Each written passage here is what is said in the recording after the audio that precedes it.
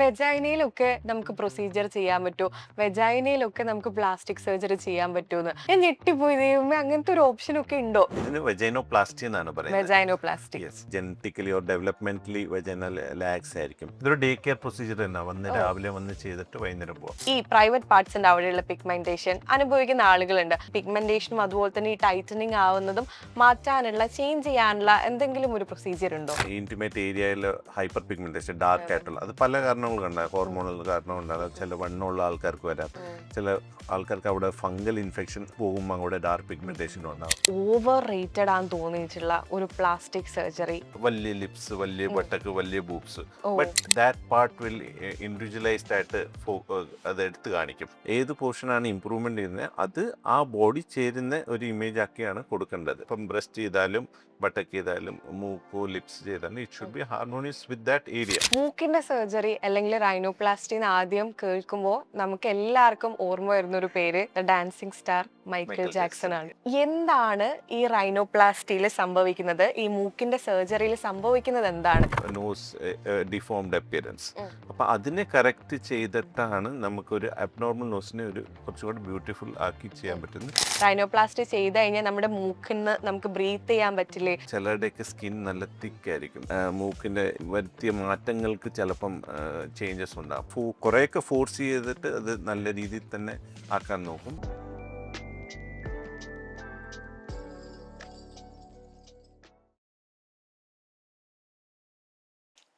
നമസ്കാരം, ഡോക്ടർ സ്പീക്കിങ്ങിന്റെ പുതിയൊരു എപ്പിസോഡിലേക്ക് എല്ലാവർക്കും സ്വാഗതം. ഞാൻ സൂര്യ സുജി. ശരീര സൗന്ദര്യത്തിന് വേണ്ടി ഏതറ്റം വരെയും പോവാൻ മലയാളികൾക്ക് ഒരു മടിയില്ല. അതിപ്പോ ചെറിയ രീതിയിലൊരു സൗന്ദര്യം ആയിക്കോട്ടെ, വലിയ എക്സ്റ്റെൻഡുള്ള ഒരു സൗന്ദര്യം ആയിക്കോട്ടെ, 10,000 രൂപയായിക്കോട്ടെ, 10 ലക്ഷം ആയിക്കോട്ടെ, ഏതറ്റം വരെയും മലയാളികൾ പോകും. ശരീര സൗന്ദര്യത്തിന്റെ പ്രൊസീജിയേഴ്സിനെ കുറിച്ച്, സർജറീസിനെ കുറിച്ച് ഇന്ന് സംസാരിക്കാൻ കൂടിയുള്ളത് കൺസൾട്ടിംഗ് പ്ലാസ്റ്റിക് സർജൻ ആയ ഡോക്ടർ ആശിഷ് ശശിധരനാണ്. നമസ്കാരം ഡോക്ടർ. നമസ്കാരം. വേൾഡ് ഫേമസ് ആയിട്ടുള്ള കൈലി ജെനർ അവരുടെ ഒരു പോഡ്കാസ്റ്റില് സുഹൃത്തിന്റെ അടുത്ത് പറഞ്ഞു, I have did boob surgery even before I become a mom. അതായത് ഞാൻ അമ്മ ആവുന്നതിനേക്കാളും മുന്നേ ഞാൻ ബ്രസ്റ്റ് സർജറി ചെയ്തിട്ടുണ്ട്.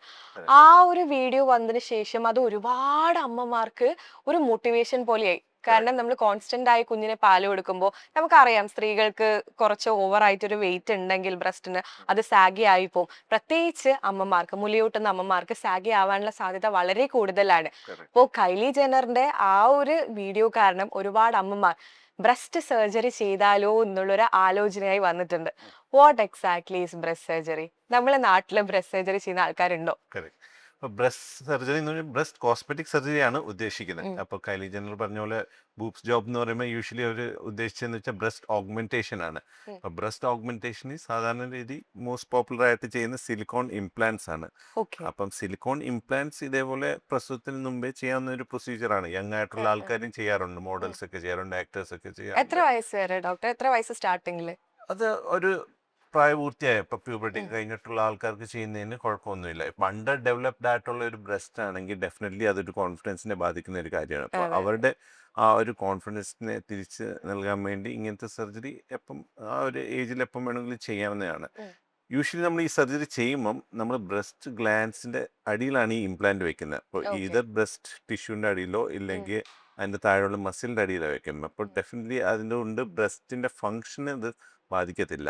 അതുകൊണ്ട് ആ ഒരു പേടി അതിന് ഒരു ബ്രസ്റ്റ് ബൂബ് ജോബ് ചെയ്താൽ നമുക്കതുകൊണ്ട് പ്രസവമാകുമ്പോൾ ലാക്ടേഷൻ പാൽ കൊടുക്കാനുള്ള ബുദ്ധിമുട്ടുണ്ടോ ഇല്ലെന്ന് അതൊരു ഡൗട്ട് വരുന്നില്ല. അപ്പോൾ കൈലി പറഞ്ഞതുപോലെ ഇത് പ്രസവത്തിന് മുമ്പ് ചെയ്യുന്നതാണോ നല്ലത്? അങ്ങനല്ല, it's all depends upon the requirement. ഇപ്പൊ കൈലി ജെന്നറിന് അവരുടെ റിക്വയർമെന്റ് ഉണ്ടായിരുന്നിരിക്കാം, അതുകൊണ്ടാണ് ആ ഒരു സമയത്ത് ചെയ്തത്. അത് ചെയ്തുകൊണ്ട് അങ്ങനെ ഒരു ടൈം പ്രസവത്തിന് മുമ്പോ പിന്നോ അങ്ങനൊന്നും ഇല്ല. ഒരുപാട് പേഷ്യൻസിന് ഒരുപാട് ശരീരത്തിലെ എല്ലാ ഭാഗത്തും സർജറി ചെയ്ത ഒരാളാണ് എൻ്റെ മുന്നിലിരിക്കുന്നത്. You have 10 years plus experience.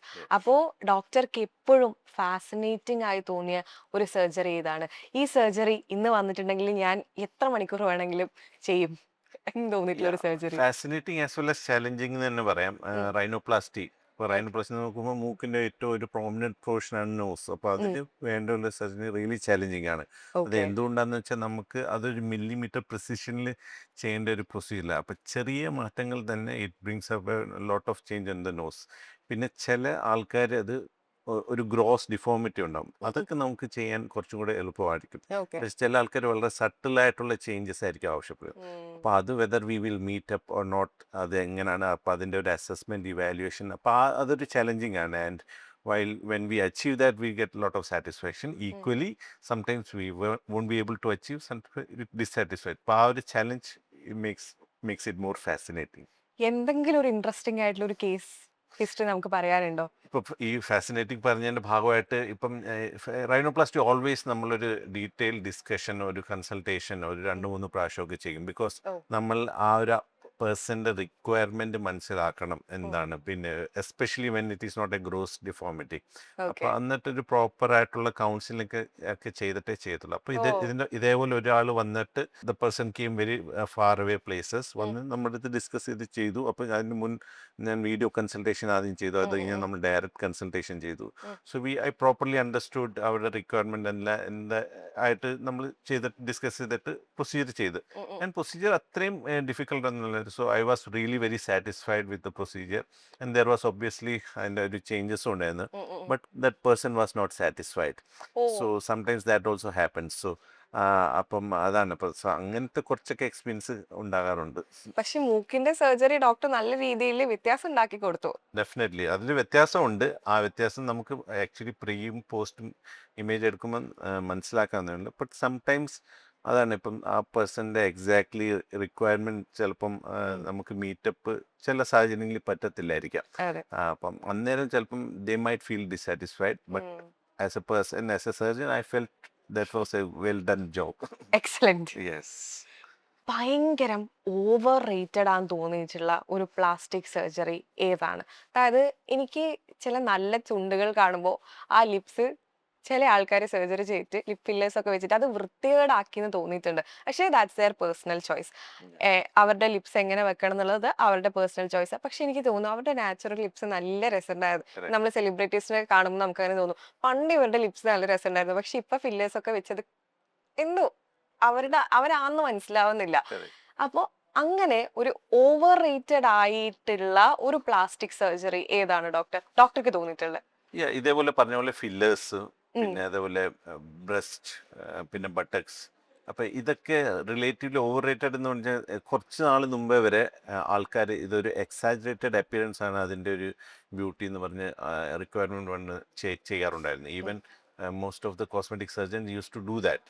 അതായത് വലിയ ലിപ്സ്, വലിയ ബട്ടക്ക്, വലിയ ബൂബ്സ്.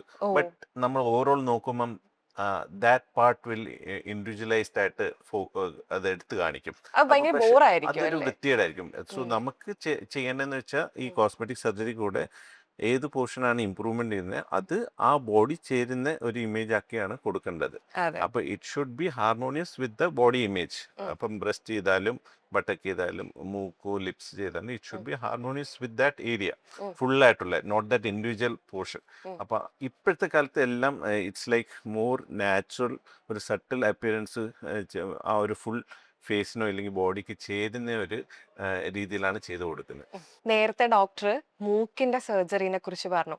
മൂക്കിന്റെ സർജറി അല്ലെങ്കിൽ റൈനോപ്ലാസ്റ്റി ആദ്യം കേൾക്കുമ്പോൾ നമുക്ക് എല്ലാവർക്കും ഓർമ്മ വരുന്ന ഒരു പേര് the dancing star Michael Jackson ആണ്.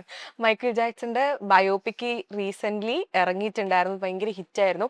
ആ സമയത്താണ് നമ്മൾ വീണ്ടും കണ്ടത് മൈക്കിൾ ജാക്സന് പുള്ളിയുടെ ഒറിജിനൽ, അതായത് നാച്ചുറലി വന്ന മൂക്കിന്റെ അടുത്ത് ചെറിയൊരു കോൺഫിഡൻസ് കുറവുണ്ടായിരുന്നു. എന്റെ മൂക്കിന് എന്തോ പ്രശ്നമുണ്ടെന്ന് പുള്ളി ഇടയ്ക്കിടയ്ക്ക് അച്ഛനോടും എല്ലാവരോടും പറയായിരുന്നു. അപ്പോൾ എന്താണ് ഈ റൈനോപ്ലാസ്റ്റിയിൽ സംഭവിക്കുന്നത്, ഈ മൂക്കിന്റെ സർജറിയിൽ സംഭവിക്കുന്നത് എന്താണ്, ഈ ഒരു പ്രൊസീജിയർ എങ്ങനെയാണെന്നൊന്ന് പറഞ്ഞുതരാമോ? യെസ്. അപ്പം റൈനോപ്ലാസ്റ്റി രണ്ട് ആസ്പെക്റ്റിൽ ആൾക്കാർ ചെയ്യാറുണ്ട്. ഒന്ന് അതിൻ്റെ അപ്പിയറൻസ് ഇമ്പ്രൂവ് ചെയ്യാൻ, പിന്നെ അതിൻ്റെ ഭാഗമായിട്ട് തന്നെ ഫങ്ഷണൽ, ചിലർക്ക് ബ്രീതിങ് ഡിഫിക്കൽട്ടി കാണും, അത് ഇമ്പ്രൂവ് ചെയ്യാൻ. അപ്പോൾ ബേസിക്കലി ഇത് ഒരു മൂക്കിൻ്റെ ഒരു അപ്പിയറൻസ് ഇമ്പ്രൂവ് ചെയ്യാനുള്ള ഒരു കോസ്മെറ്റിക് സർജറിയാണ്. അപ്പോൾ ഇതിൽ നമ്മൾ മൂക്കിൻ്റെ രൂപം കൊടുക്കുന്ന അണ്ടർലൈൻ സ്ട്രക്ചർ അത് ബോൺസ് ആണ്, ബോൺസും കാർട്ടിലേജസും. ഓക്കെ. കാർട്ടിലേജ് എന്ന് പറഞ്ഞാൽ സോഫ്റ്റ് ബോൺ. പിന്നെ അതിന്റെ മുകളിൽ ഫാറ്റ് ലെയർ, മസിൽ ലെയർ കാണും, പിന്നെ അതിന്റെ മുകളിൽ സ്കിൻ കാണും. അപ്പൊ ഈ ഒരു സ്ട്രക്ചറിൽ ഏതിലും ഒരു വ്യത്യാസം ഉണ്ടെങ്കിലും that can give nose deformed appearance. അപ്പൊ അതിനെ കറക്റ്റ് ചെയ്തിട്ടാണ് നമുക്കൊരു അബ്നോർമൽ നോസിനെ ഒരു കുറച്ചുകൂടി ബ്യൂട്ടിഫുൾ ആക്കി ചെയ്യാൻ പറ്റുന്നത്. വിത്ത് ദീസ് ചിലർക്ക് സ്ട്രക്ചറൽ ചേഞ്ചസ് കാണും, ബ്രീതിങ് ഡിഫിക്കൽട്ടി ഉണ്ട്, അതും കറക്റ്റ് ചെയ്താലും നമുക്ക് ബ്രീതിങ് ഇമ്പ്രൂവ് ചെയ്യാൻ പറ്റും. അപ്പം ഇതാണ് മെയിൻലി റൈനോപ്ലാസ്റ്റി കൊണ്ട് ഈ ഉദ്ദേശിക്കുന്നത്. മൂക്കിന് വളവുള്ള ആളുകളുടെ ഒക്കെ നമുക്ക് നോർമൽ ആക്കാൻ പറ്റും. കറക്റ്റ്. അപ്പൊ വളവിന് നമ്മൾ മൂക്കിന്റെ സ്ട്രക്ചർ നോക്കുമ്പോൾ തന്നെ നടുവിലൊരു സെപ്റ്റം എന്ന് പറഞ്ഞൊരു സ്ട്രക്ചർ, ബ്രിഡ്ജ്, നോസ് ബ്രിഡ്ജ് എന്ന് പറഞ്ഞു, അതിലെന്തെങ്കിലും വളവ് ഉണ്ടെങ്കിൽ ഇതിന് നോസിന്റെ അപ്പിയറൻസ് ഡിഫോംഡ് ആകും. അപ്പൊ അതൊക്കെ കറക്റ്റ് ചെയ്യുന്ന ഒരു പ്രൊസീജിയറാണ് റൈനോപ്ലാസ്റ്റി പ്രൊസീജിയർ. ഈ റൈനോപ്ലാസ്റ്റിനെ കുറിച്ച് പറയുമ്പോൾ, മൂക്കിന്റെ സർജറിനെ കുറിച്ച് പറയുമ്പോൾ, നമ്മുടെ ബോളിവുഡ് പ്രിയങ്ക ചോപ്ര 2 തവണ ഒരു പോഡ്കാസ്റ്റിൽ പറഞ്ഞിട്ടുണ്ടായിരുന്നു, എൻ്റെ മൂക്ക് ഞാൻ 2 തവണ പ്ലാസ്റ്റിക് സർജറി ചെയ്തു, പക്ഷെ 2 തവണയും അത് ഫെയിലായി പോയി. അപ്പൊ ആൾക്കാർക്ക് എന്തെങ്കിലും ഒരു പ്ലാസ്റ്റിക് സർജറി ചെയ്യുമ്പോൾ ഉള്ള ഒരു പേടി എന്ന് വെച്ചിട്ടുണ്ടെങ്കിൽ ഇത് ഫെയിലായി പോകുന്നുള്ളതാ. കാരണം പ്രിയങ്ക ചോപ്രനെ പോലത്തെ ഒരാൾക്ക് അത് ഫെയിലായിട്ടുണ്ടെങ്കിൽ സാധാരണ നമുക്കത് ഫെയിലായി പോവില്ലേ എന്നുള്ളൊരു തോന്നൽ മലയാളിക്കുണ്ട്. അപ്പോൾ എല്ലാത്തിനും റിസ്ക് ഫാക്ടേഴ്സ് ഉണ്ട്, പക്ഷേ റൈനോപ്ലാസ്റ്റി സേഫ് ആണോ? അതായത് എല്ലാവർക്കും ഒരു ഡൗട്ട് എന്ന് വെച്ചിട്ടുണ്ടെങ്കിൽ, റൈനോപ്ലാസ്റ്റി ചെയ്ത് കഴിഞ്ഞാൽ നമ്മുടെ മൂക്കിൽ നിന്ന് നമുക്ക് ബ്രീത്ത് ചെയ്യാൻ പറ്റില്ലേ, ബ്രീത്തിങ് ഇഷ്യൂസ് ഉണ്ടാവോ എന്നൊക്കെയുള്ള ഒരു ഡൗട്ട് ഭയങ്കരമായിട്ടുണ്ട്. എന്താണ് പറയാനുള്ളത്? റൈനോപ്ലാസ്റ്റി ഏതൊരു കോസ്മെറ്റിക് സർജറിയോ അല്ലെങ്കിൽ ഏതൊരു സർജിക്കൽ പ്രൊസീജിയർ പോലെ തന്നെ അതിൻ്റെ റിസ്ക്കും കോംപ്ലിക്കേഷൻസും ഉണ്ട്. അപ്പം അതിന് വരാതിരിക്കുന്നതാണ് നമ്മൾ മാക്സിമം നോക്കുന്നത്. എന്നാലും സംടൈംസ് ഇറ്റ് ഈസ് അൺപ്രഡിക്റ്റബിൾ. അപ്പോൾ റൈനോപ്ലാസ്റ്റിയിൽ ഇതേപോലെ നമ്മൾ ചെയ്ത് കഴിഞ്ഞിട്ട് ചിലപ്പം ഒരു നമുക്ക് പ്രെഡിക്റ്റ് ചെയ്യാൻ പറ്റാത്ത രീതിയിൽ റിക്കവറി ഉണ്ടായാൽ അവർക്ക് ഒരു അൺസാറ്റിസ്ഫൈഡ് റിസൾട്ട്സ് ഉണ്ടാക്കാം. അതിന് പല കാരണങ്ങളുണ്ട്. ഇപ്പം ചിലരുടെയൊക്കെ സ്കിൻ നല്ല തിക്കായിരിക്കും. തിക്ക് സ്കിന്നിൽ ഈ പറയുന്ന പോലെ നീരൊക്കെ പോകാൻ കുറച്ച് സമയം എടുക്കും. പിന്നെ അതിൻ്റെ അണ്ടർലൈൻ ഇത് ഹീലിംഗ് സംഭവിക്കും. ആ ഹീലിംഗ് കാരണം നമ്മൾ അതിൻ്റെ മൂക്കിൻ്റെ വരുത്തിയ മാറ്റങ്ങൾക്ക് ചിലപ്പം ചേഞ്ചസ് ഉണ്ടാകും. അപ്പം അതുകൊണ്ട് ചിലപ്പം ചെറിയ രീതിയിൽ ആ മൂക്കിൻ്റെ അപ്പിയൻസിൽ വ്യത്യാസം ഉണ്ടാകും. അപ്പം അതൊരു 3rd or 4th ഡയമെൻഷൻ എന്ന് പറയാം, ദാറ്റ് ഈസ് നോട്ട് പ്രെഡിക്റ്റബിൾ. അപ്പം അത് ഈ ഒരു പ്രൊസീജിയറിൻ്റെ ഒരു കോംപ്ലക്സിറ്റി തന്നെ പറയാൻ പറ്റും. So that is there. But നമ്മളത് കുറേയൊക്കെ ഫോഴ്സ് ചെയ്തിട്ട് അത് നല്ല രീതിയിൽ തന്നെ ആക്കാൻ നോക്കും. But some things are not predictable. എന്നെ ഏറ്റവും കൂടുതൽ അത്ഭുതപ്പെടുത്തിയ ഒരു പ്രൊസീജിയർ ഉണ്ട്. ഞാൻ ഈ പ്രൊസീജിയറിനെ കുറിച്ച് നമ്മൾ വീഡിയോസ് ഒക്കെ കണ്ടപ്പോൾ ഞാൻ ഞെട്ടിപ്പോയി. ദൈവമേ, വെജൈനയിലൊക്കെ നമുക്ക് പ്രൊസീജിയർ ചെയ്യാൻ പറ്റുമോ, വെജൈനയിലൊക്കെ നമുക്ക് പ്ലാസ്റ്റിക് സർജറി ചെയ്യാൻ പറ്റുമെന്ന്. അപ്പോൾ ഒരു ചേച്ചി ഇരുന്ന് പറയുന്നു, എനിക്ക് ആഫ്റ്റർ കുട്ടി ഉണ്ടായതിനു ശേഷം എൻ്റെ വെജൈന ഭയങ്കര ലൂസായി, അപ്പോൾ എൻ്റെ ഒരു സെക്ഷൽ ലൈഫിനൊക്കെ അത് ചെറുതായിട്ടൊന്ന് ബാധിക്കുന്നത് പോലെ തോന്നി. അതുകൊണ്ട് ഞാൻ ഡോക്ടറോട് പറഞ്ഞു എനിക്ക് എന്തെങ്കിലും ഇത് ചെയ്യാൻ പറ്റും. അങ്ങനെ ഡോക്ടറാണ് വെജൈനയിൽ സർജറി ചെയ്ത് അതിനെ ടൈറ്റൻ ചെയ്യാന്നുള്ള ഓപ്ഷൻ തന്നതെന്ന്. ഞാൻ ഞെട്ടിപ്പോയി. ദൈവമേ, അങ്ങനത്തെ ഒരു ഓപ്ഷൻ ഒക്കെ ഉണ്ടോ? നമ്മൾ മുഖം, കണ്ണ് ഇതൊക്കെ നമ്മൾ കേട്ടിട്ടുണ്ട്, പക്ഷെ വെജൈന ടൈറ്റൻ ചെയ്യാൻ പറ്റുമെന്ന് കേട്ടിട്ടില്ല. എന്താണ് ഭയങ്കര അടിപൊളിയായിട്ടുള്ള പ്രൊസീജിയർ? ഇതും വളരെ കോമൺ ആയിട്ട് നടക്കുന്ന ഒരു പ്രൊസീജിയേഴ്സ് തന്നെയാണ്. Intimate part surgery or genital സർജറിയുടെ ഭാഗമായിട്ട്, ജെനൈറ്റൽ കോസ്മെറ്റിക് സർജറിയുടെ ഭാഗമായിട്ട്. അപ്പം ഇതിന് വെജൈനോപ്ലാസ്റ്റി എന്നാണ് പറയുന്നത്. യെസ്. അപ്പം പ്രസവമൊക്കെ കഴിഞ്ഞപ്പം ബർത്ത് കനാലിക്കുള്ള ഡെലിവറി, വെജൈനൽ ഡെലിവറി കഴിഞ്ഞ ഒരാൾക്ക്, ചിലർക്ക് like genetically or developmentally vaginal lax ആയിരിക്കും. അപ്പോൾ അങ്ങനെ ഒരാൾക്ക് നോർമലി സെക്ഷൽ ആക്ടിവിറ്റി ചെയ്യുമ്പം അവർക്ക് അതിൻ്റെ ഒരു പ്ലഷർ കിട്ടണമെന്നില്ല. അപ്പം അതിന് എന്തുകൊണ്ടാന്ന് വെച്ചാൽ ആ ഒരു അത്രയും ലാക്സ് ആയിട്ടുള്ള ഏരിയ കാരണമാണ്. അപ്പോൾ അതിന് ടൈറ്റൻ ചെയ്യുന്ന ഒരു പ്രൊസീജിയറാണ് വെജൈനോപ്ലാസ്റ്റി. ഇപ്പോൾ ടൈറ്റൻ ചെയ്യുമ്പോൾ ഈ വെജൈനയുടെ ചുറ്റുമുള്ള മസിൽസ് ഒക്കെ കുറച്ച് ലാക്സ് ആയിരിക്കും, അതിനെ ടൈറ്റൻ ചെയ്യും. പിന്നെ അതിൻ്റെ വെജൈനൽ കവർ ചെയ്യുന്ന ചർമ്മവും നമ്മൾ അത് കുറച്ച് ലൂസ് ആയിരിക്കും, അതും ടൈറ്റൻ ചെയ്യും. അപ്പോൾ ഇതാണ് അതിൻ്റെ ഒരു സർജിക്കൽ പ്രൊസീജിയേഴ്സ്. ഭയങ്കര ഇൻട്രസ്റ്റിംഗ് ആണ് കേൾക്കുമ്പോൾ തന്നെ. നമ്മൾ കേരളത്തിൽ ഇങ്ങനെ ചെയ്യുന്ന ആൾക്കാരുണ്ടോ വെജൈനോപ്ലാസ്റ്റി? തീർച്ചയായും ധാരാളം കോമൺ ആയിട്ടുള്ള ഒരു പ്രൊസീജിയർ തന്നെയാണ് വെജൈനോപ്ലാസ്റ്റി. പിന്നെ അതിൻ്റെ ഏത് പ്രൊസീജിയർ പോലെ അതിനൊരു ഡൗൺ ടൈം ഉണ്ട്. അപ്പോൾ ഇനീഷ്യലി ആ മുറിവ് കരിയാൻ വേണ്ടി ഏകദേശം ഒരു 3 ആഴ്ച എടുക്കും. പിന്നെ നോർമൽ ഒരു സെക്ഷൽ ആക്ടിവിറ്റീസിനൊക്കെ തിരിച്ചു പോകാൻ ഏകദേശം ഒരു 2 to 3 months എടുക്കും. നമുക്ക് യൂറിനേഷനൊക്കെ പോകുമ്പോൾ ബുദ്ധിമുട്ടായിരിക്കോ? ഇല്ല, നമ്മൾ ആ ഒരു ഏരിയയിൽ ഡിഫറെന്റ് ആയതുകൊണ്ട് അതിന് ഒരു കുഴപ്പമില്ല. പിന്നെ ഡെഫിനറ്റ്ലി ആ ഒരു ഏരിയ ആയതുകൊണ്ട് ഒരു റെഗുലർ ക്ലീനിങ്ങും ഒക്കെ ചെയ്ത് നോക്കണം. കുറച്ചും കൂടെ മോർ പ്രിക്കോഷൻസ് എടുത്ത് വേണം കൈകാര്യം ചെയ്യാൻ. വെജൈനോപ്ലാസ്റ്റിക് അപ്പോൾ ഏകദേശം എത്ര റേഞ്ചാണ് നമ്മളുടെ നാട്ടിൽ ചാർജ് ചെയ്യുന്നത്? കോസ്റ്റ് ഏകദേശം നമുക്കൊരു 50,000 to 75,000 ആ റേഞ്ചിലാണ് ചെയ്യുന്നത്. ഇതൊരു ഡേ കെയർ പ്രൊസീജിയർ തന്നെ, വന്ന് ഓ രാവിലെ വന്ന് ചെയ്തിട്ട് വൈകുന്നേരം പോവാം. ഉം. മോസ്റ്റ്ലി ഇതൊരു ചെറിയ അനസ്തീഷ്യ കൊടുത്തിട്ടാണ് ചെയ്യുന്നത്. എത്രയാണ് അപ്പൊ ഇതിന്റെ ഒരു ഹീലിംഗ് ടൈം എന്ന് പറയുന്നത്, കൃത്യമായിട്ടൊന്ന് ഹീൽ ആവാൻ വേണ്ടി? കാരണം നമുക്ക് വേറുള്ള ഒരു പാട്ട് പോലുള്ള vagina is A very important sensitive ആയിട്ടുള്ള പാട്ടാണ് ഏരിയ. കറക്റ്റ്. സ്ത്രീകൾക്ക്. അപ്പൊ അത് ഹീലിംഗ് ടൈം നമുക്ക് ഉറപ്പ് പറയാൻ പറ്റുന്നത് എത്രയായിരിക്കും? അതന്നെ ഇപ്പൊ അതിന് ഹീലിംഗ് എന്ന് പറയുമ്പോൾ നമുക്ക് ഈ ഒരു പ്രൊസീജിയർ കഴിഞ്ഞ സെയിം ഡേയോ ഇല്ലെങ്കിൽ അടുത്ത ദിവസം നമുക്ക് വീട്ടിൽ പോകാം. ഉം. അവിടെ റെഗുലർ ആക്ടിവിറ്റീസ് ചെയ്യുന്നതിന് ഒരു കുഴപ്പമില്ല. കുഴപ്പമില്ല. ബട്ട് ആ ഒരു സർജറി ചെയ്ത ഭാഗം ഹീൽ ചെയ്യാൻ ഏകദേശം ഒരു 3 വീക്സ് എടുക്കും, 2 to 3 വീക്സ് എടുക്കും. ബട്ട് അകത്ത് ഇപ്പം മസിൽ ടൈറ്റൻ ചെയ്യുന്ന അതിൻ്റെ ഒരു ഹീലിംഗ് അങ്ങനെ ഒരു 2 to 3 months എടുക്കും. ഓക്കെ. അപ്പം during that time they should sexual activity ഒന്നും പാടില്ല. അപ്പം ഈ ഒരു 3 months കഴിഞ്ഞിട്ടേ അവർക്ക് നോർമൽ സെക്ഷൽ ആക്ടിവിറ്റി ചെയ്യാൻ പാടുള്ളൂ. ഡ്യൂറിങ് ആ ഒരു ഹീലിംഗ് ടൈം ആയിക്കഴിഞ്ഞാൽ അവർക്ക് മസിൽസ്, അതിന് ചുറ്റുമുള്ള മസിൽ സ്ട്രെങ്തനിങ് എക്സസൈസ് ഉണ്ട്, അതൊക്കെ ചെയ്താൽ കുറെ കൂടെ നല്ല രീതിയിൽ അതിന് റിക്കവറി നൽകാവുന്നതാണ്. നമുക്കപ്പോ പീരീഡ്സ് ആകുമ്പോ ഇതിന് ഒരു ബുദ്ധിമുട്ടുണ്ടാവോ? ബുദ്ധിമുട്ടും ഇല്ല. ഇല്ല ഇല്ല, നോർമൽ. അത് ഞാൻ ചോദിക്കുന്നത് വെച്ചിട്ടുണ്ടെങ്കിൽ എല്ലാവർക്കും ഡൗട്ട് ഉണ്ടാവും, ഇതിന്റെ ഓരോരോ ചെറിയ ചെറിയ മൈന്യൂട്ട് ഡൗട്ട്സ് ഉണ്ടാവും. Correct. അതാ ഞാൻ ചോദിക്കുന്നത്. ഇപ്പൊ വെജൈനോപ്ലാസ്റ്റി ഒക്കെ ചെയ്ത് കഴിഞ്ഞാൽ ദൈവം എനിക്ക് എല്ലാ മാസം വരുന്ന പീരീഡ്സിന് എന്തെങ്കിലും പ്രശ്നം ഉണ്ടാവുമെന്നൊക്കെ. ഇല്ല ഇല്ല, അതൊന്നും ഒരു പ്രശ്നമില്ല. ഇല്ല. ബേസിക്കലി ആ ഒരു ഏരിയ ഒന്ന് ക്ലീൻ ആയി പ്രോപ്പർ ഹൈജീൻ മെയിൻറ്റെയിൻ ചെയ്താൽ നോർമൽ ആയിട്ട് അത് ഹീൽ ആയിക്കോളും. ഓക്കെ. ഈ വെജൈനോപ്ലാസ്റ്റിനെ കുറിച്ച് ഞാനിപ്പോ കുറച്ച് ഡൗട്ട്സ് ചോദിച്ചല്ലോ. അപ്പോ ഇത് ഏറ്റവും ഇന്റിമേറ്റ് ആയിട്ടുള്ള സ്ത്രീകളുടെ ഒരു പാട്ടാണ്. Correct. അപ്പോ ആളുകൾക്ക് ഒരുപാട് മിത്സ് ഉണ്ടാവും, മിഥ്യാധാരണകൾ ഉണ്ടാവും വെജൈനോപ്ലാസ്റ്റി എന്ന ഈ ഒരു ഒറ്റ പ്രൊസീജിയറിൽ. Correct. ഡോക്ടറെ അടുത്ത് ഇപ്പൊ പേഷ്യൻസ് വെജൈനോപ്ലാസ്റ്റി ചെയ്യണമെന്ന് പറഞ്ഞു വരുന്ന പേഷ്യൻസ് ഉണ്ടാവുമല്ലോ, അവര് ചോദിക്കുന്ന കുറച്ച് കോമൺ ആയിട്ടുള്ള ഡൗട്ട്സ് എന്താണ്? അത് ചിലപ്പം ചിലർ ഈ മമ്മി മേക്ക് ഓവർ പ്രൊസീജിയറിന്റെ ഭാഗമായിട്ട് ചിലപ്പം ചോദിക്കും, എനിക്ക് ഈ പ്രൊസീജിയർ വേണ്ടി ആവശ്യമുണ്ടോ? അപ്പൊ എല്ലാ സ്ത്രീക്കും വജനോപ്ലാസ്റ്റി വേണ്ട ആവശ്യമില്ല. ഇപ്പം ഓക്കെ. പ്രസവം കഴിഞ്ഞ് ഒരു നല്ല ലൈഫ് സ്റ്റൈൽ മെയിൻറ്റെയിൻ ചെയ്യുന്ന പ്രോപ്പർ ആയിട്ടുള്ള പെൽഫിക് ഫ്ലോർ എക്സസൈസ് ഒക്കെ ചെയ്യുന്നതാണെങ്കിൽ ചിലപ്പോൾ അവരുടെ വജനം അത്ര റിലാക്സ് ആയിരിക്കത്തില്ല. അപ്പൊ അവർക്കൊരു വജനൽ പ്ലാസ്റ്റിയുടെ ആവശ്യമില്ല. ഇല്ല. എന്നാൽ അതിൻ്റെ ഒരു പ്രോപ്പർ റിക്വയർമെൻ്റ് ഉള്ള ഒരാളാണ്, അതിൻ്റെ രീതിയിലുള്ള ലാക്സിറ്റി ഉള്ള ആളാണെങ്കിൽ ഡെഫിനറ്റ്ലി ചെയ്യണം. ഉം. അതേപോലെ ചിലരിത് വിചാരിക്കും ഇതൊരു കംപ്ലീറ്റ് കോസ്മെറ്റിക് പ്രൊസീജിയറാണ്. അങ്ങനല്ല, അല്ല. ഇതൊരു ഫങ്ഷണൽ പ്രൊസീജിയറാണ്. ഫങ്ഷണൽ പ്രൊസീജിയർ വെച്ചാൽ ബേസിക്കലി ആ മസിലിന്റെ വീക്ക്നെസ് കൊണ്ടാണ് അവിടെ ഇത്രയും ലാക്സിറ്റി.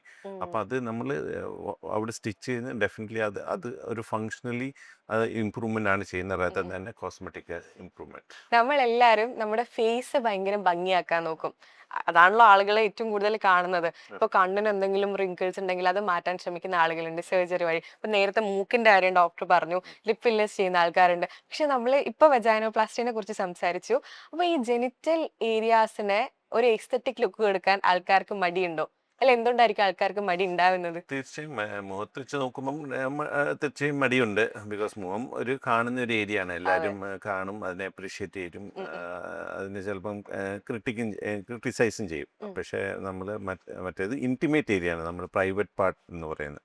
അപ്പോൾ അത് ചിലപ്പം നമ്മൾ മാത്രമേ അതിനെക്കുറിച്ച് mostly bothered, or may be your partner. അതെ. അപ്പം if you are more aware of that, ഇപ്പം നിങ്ങളുടെ പാർട്ട്ണറിൻ്റെ ഒരു റിക്വയർമെന്റ് ആണെങ്കിൽ ഡെഫിനറ്റ്ലി അങ്ങനത്തെ ഒരാളാണ് കൂടുതൽ ഈ ഒരു സർവീസിന് വേണ്ടി വരുന്നത്. ഞാൻ ഇപ്പൊ പറഞ്ഞതുപോലെ തന്നെ നമ്മളിപ്പോ മുഖത്തിന് ഭംഗി കൂട്ടാൻ വേണ്ടി ഒരുപാട് കാര്യങ്ങൾ ചെയ്യുന്നുണ്ട്. So why don't we give aesthetic looks to our private parts? നമ്മളെ പ്രൈവറ്റ് പാർട്സിനും നമുക്കൊരു എസ്തെറ്റിക് ലുക്ക് കൊടുക്കാം. കാരണം മിക്കവരും ഫേസ് ചെയ്യുന്ന ഒരു കാര്യമാണ് നമ്മുടെ കാലിന്റെ ഭാഗത്തായിട്ടുള്ള ഒരു പിഗ്മെന്റേഷൻ, അതുപോലെ നമ്മളെ ഈ പ്രൈവറ്റ് പാർട്സിന്റെ അവിടെയുള്ള പിഗ്മെന്റേഷൻ അനുഭവിക്കുന്ന ആളുകളുണ്ട്. അപ്പൊ അവര് പറയുന്ന പ്രൈവറ്റ് പാർട്സ് അല്ലേ, അത് അത്ര ഒന്നാമത് ആരും കാണില്ല. അപ്പൊ എന്തിനാണ് അതിനെയൊക്കെ ഒരു ബ്യൂട്ടിഫൈ ചെയ്യുന്നത്, അല്ലെങ്കിൽ അതിനൊരു എസ്തെറ്റിക് ലുക്ക് കൊടുക്കുന്നത് എന്ന് വിചാരിക്കുന്ന ആൾക്കാരുണ്ട്. പിന്നെന്ന് വെച്ചിട്ടുണ്ടെങ്കിൽ ചില ആൾക്കാർക്ക് ഈ പാൻറ്റീസ് ഇട്ടിട്ടുണ്ടെങ്കിൽ ഭയങ്കര ടൈറ്റ് ആയിരിക്കും, ഈ തൊടയുടെ ഭാഗത്ത് ഭയങ്കര ടൈറ്റ് ആയിരിക്കും, അവർക്ക് നടക്കാൻ പോലും പറ്റില്ല. കാരണം അവിടെ റബ്ബ് ചെയ്യുന്ന, ഇപ്പൊ എന്റെ ഫ്രണ്ട്സ് ആയാലും ഇപ്പൊ ഇങ്ങനെ പറയാറുണ്ട്, നടക്കാൻ പറ്റില്ല, കുറെ നടന്നു കഴിഞ്ഞാല് ഭയങ്കര വേദനയാണ്. അത് എല്ലാ ദിവസവും ഉണ്ടാവില്ല, എന്നാലും ഇടയ്ക്ക് ഉണ്ടാവും. അത് എന്തുകൊണ്ടാണ്? അല്ലെങ്കിൽ ഇത് മാറ്റാനുള്ള എന്തെങ്കിലും ഒരു പ്രൊസീജിയർ ഉണ്ട്? ഈ പിഗ്മെന്റേഷനും അതുപോലെ തന്നെ ഈ ടൈറ്റനിങ് ആവുന്നതും മാറ്റാനുള്ള, ചേഞ്ച് ചെയ്യാനുള്ള എന്തെങ്കിലും ഒരു പ്രൊസീജിയർ ഉണ്ടോ? ഡെഫിനറ്റ്ലി. ഇപ്പം ഇത് എല്ലാവരും ചോദിക്കാത്തല്ല, ഇപ്പം ഇതുകൊണ്ടുള്ള അവർക്കൊരു ഡെയിലി അവരുടെ ഫങ്ഷനിൽ ബാധിക്കുന്നുണ്ടെങ്കിൽ ഡെഫിനറ്റ്ലി അവരത് കൺസേൺ ആയിട്ട് വരും. ഒന്നാമത് കുറച്ച് വണ്ണുള്ള ആൾക്കാർക്ക് ഇങ്ങനെ നടന്നു കഴിഞ്ഞാൽ അങ്ങനെ ഈ വരാം. ടൈറ്റ്നസ് അപ്പം ഇഷ്യൂ ഉണ്ട്. ഇതിന് ബേസിക്കലി ഒരു അവയർനെസ് വേണം. അപ്പൊ അവർക്ക് ഇതിന് ഒരു ട്രീറ്റ്മെന്റ് ഉണ്ടോ ഇല്ലെന്ന് അറിയത്തില്ലായിരിക്കും. ചിലപ്പോൾ അതിന്റെ ഭാഗമായിട്ടായിരിക്കാം അപ്രോച്ച് ചെയ്യാത്ത, ഓക്കെ. അല്ലെങ്കിൽ ചിലപ്പോൾ അവർ ഷൈ ആയിരിക്കാം, മടി കൊണ്ടായിരിക്കാം വരാത്തത്. ബട്ട് ഡെഫിനറ്റ്ലി അതുകൊണ്ട് അതിനെ ഫങ്ഷണലി അവരുടെ ഡേ ടു ഡേ ആക്ടിവിറ്റീസിനെ ബാധിക്കുന്നുണ്ടെങ്കിൽ ആൾക്കാർ വന്ന് നമ്മുടെ അടുത്ത് പറയാറുണ്ട് സെയിം പറഞ്ഞ കാര്യം. ഇപ്പം ഇന്റിമേറ്റ് ഏരിയയിൽ ഹൈപ്പർ പിഗ്മെന്റേഷൻ ഡാർക്ക് ആയിട്ടുള്ള, അത് പല കാരണങ്ങൾ കൊണ്ടാണ്, ഹോർമോണൽ കാരണം കൊണ്ടാണ്. ചില വണ്ണമുള്ള ആൾക്കാർക്ക് വരാം, ചില ആൾക്കാർക്ക് അവിടെ ഫംഗൽ ഇൻഫെക്ഷൻ വന്ന് പോകുമ്പോൾ അവിടെ ഡാർക്ക് പിഗ്മെന്റേഷൻ ഉണ്ടാവും. പിന്നെ ആ ഒരു ഏരിയ വണ്ണം കാരണം തൊട വലുതാണെങ്കിൽ അത് റബ്ബ് ചെയ്യുന്നതുകൊണ്ട് ആ ഫ്രിക്ഷന്റെ ഭാഗമായിട്ട് അവിടെ ഒരു ഡാർക്ക് പിഗ്മെന്റേഷൻ വരാം.